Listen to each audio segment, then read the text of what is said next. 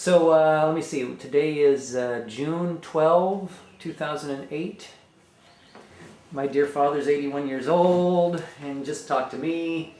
The other day we were talking about something about Germany and Allied headquarters and so on. And I don't think I have any of that on tape. And so I got the story at some point about you and John and Mark and meeting and basic training, and I got a lot of that stuff. But I didn't really get a whole lot of Europe.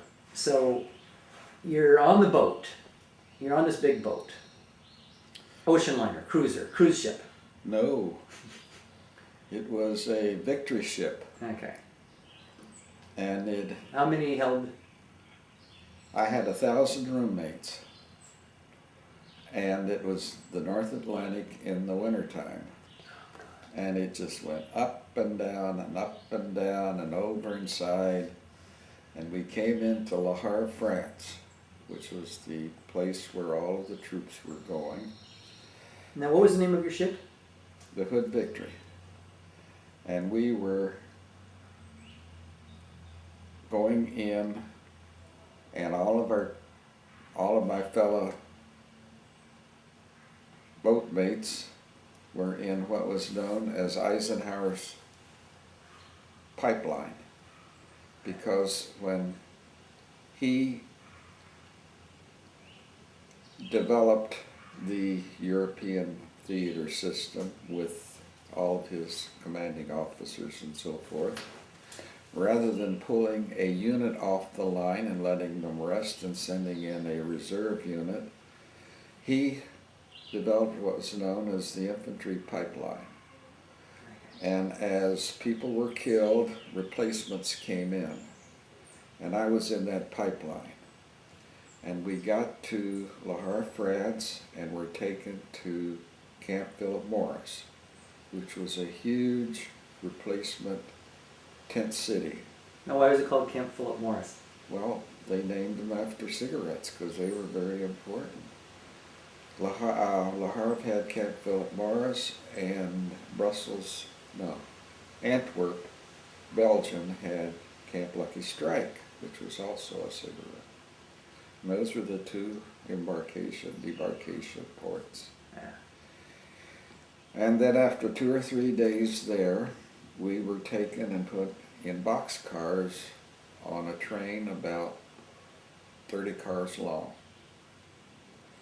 And it took us a week to go across France into Germany. We'd go and we'd stop. We'd go and we'd stop. And we damn near froze, and we put all of the clothes we could get on because it was very cold in those boxcars. And we got to Bamberg, Germany, and for the first 2 weeks we guarded captured SS troops.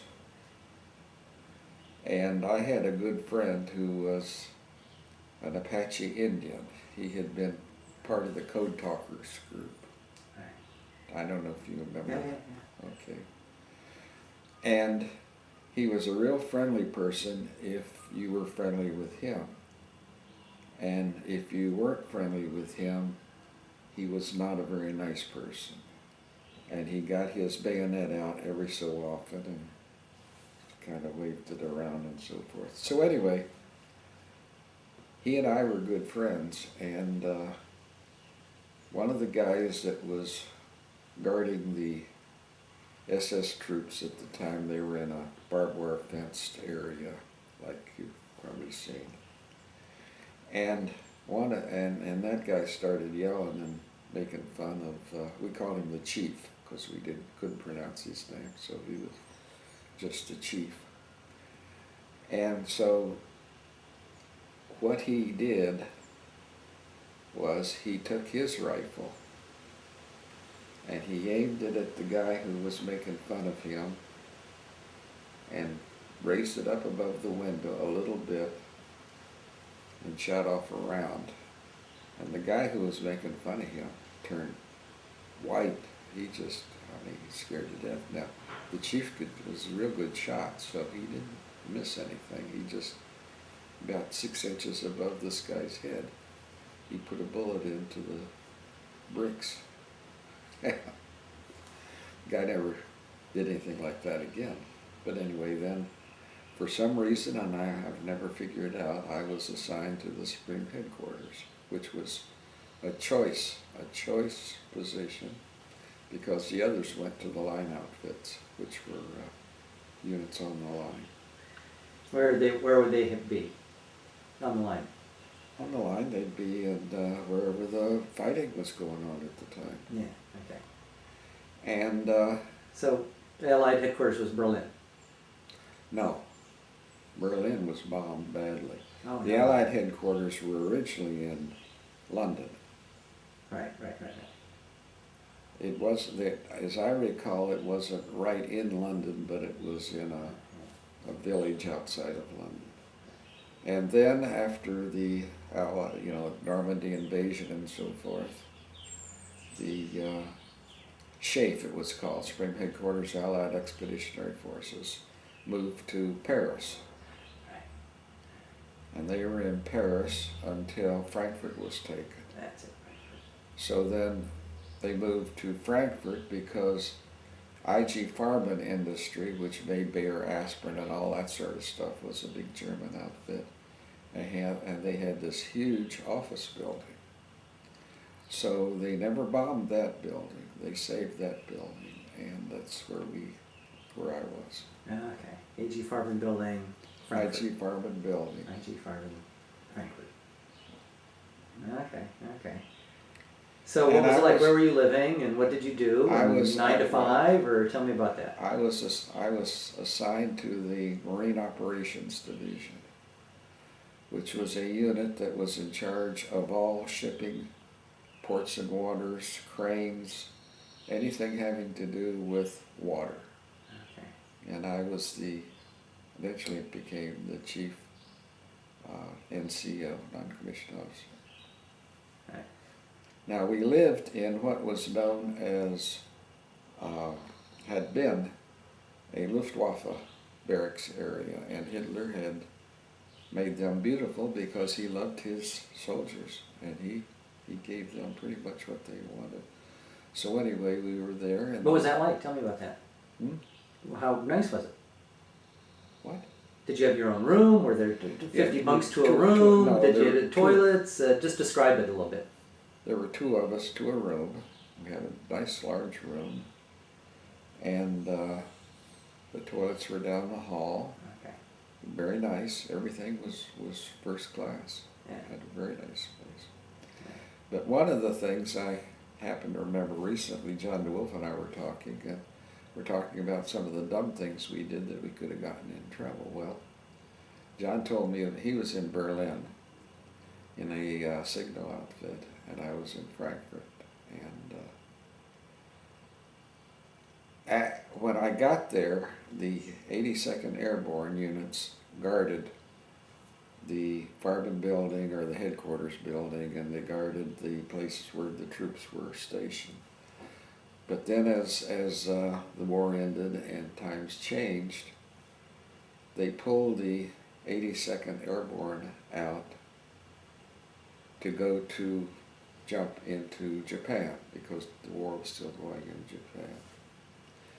And so they left the people from the headquarters detachment to guard the place where they lived. Well, as it so happened, I was a staff sergeant about that time, so I became sergeant of the guard for one night.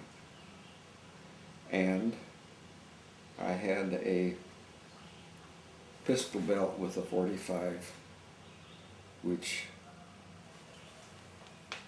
blew a major hole into whoever it hit. And I had no idea how to remember. I didn't remember how to work it, so I just took the clip out and put it in my pocket, because I didn't want to blow my leg off. What was this again? Clip was No, the gun. The 45. Oh, it was a big 40. Okay. 45. It was I'll tell you, it blew holes Yeah. foot wide. Yeah. And everything went well, and I made my rounds. I had driver with a Jeep assigned to me, and everything went. And how old were you? I was 18. And then a call came in that there was a problem out on post so-and-so.